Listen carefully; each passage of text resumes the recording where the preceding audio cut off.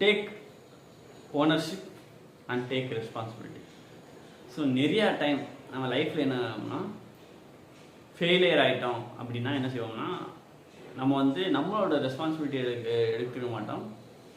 Maximum என்ன செய்யணும்னா, so இந்த விஷயத்தினால தான் நான் ஃபெயில் ஆகிட்டேன், இவங்க வந்து இந்த சப்போர்ட் கொடுக்கறதுனால தான் ஃபெயில் ஆகிட்டேன் அப்படின்னு சொல்லிட்டு நம்ம வந்து அடுத்தவங்களே வந்து சொல்லிகிட்ருப்போம்.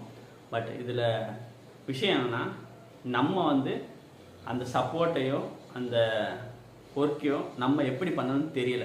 இது வந்து நம்மளோட தப்பு தாங்கிற அந்த ஓனர்ஷிப் எடுக்கையில் தான் வந்து நம்ம க்ரோ ஆகும்.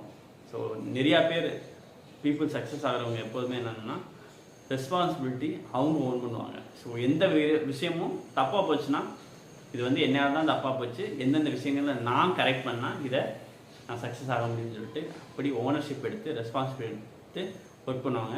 அவங்க எவ்வளோ பெரிய விஷயங்கள், எவ்வளோ பெரிய ஃபெயிலியர் வந்தாலும் அவங்க வந்து அன்ஸ்டாபிளாக இருப்பாங்க. அதுலேருந்து வெளியே வந்து அவங்க சக்ஸஸ் பண்ணி காப்பாங்க. ஸோ உங்கள் லைஃப்லையும் நீங்கள் வந்து எப்போ வந்து ஓனர்ஷிப் எடுத்து ரெஸ்பான்சிபிலிட்டியோடு ஒர்க் பண்ணுறீங்களோ, எவ்வளோ பெரிய ஃபெயிலியராக இருந்தாலும் நீங்களும் சக்ஸஸ் அடைய முடியும். Take responsibility, take ownership. Thank you so much. Have a great day.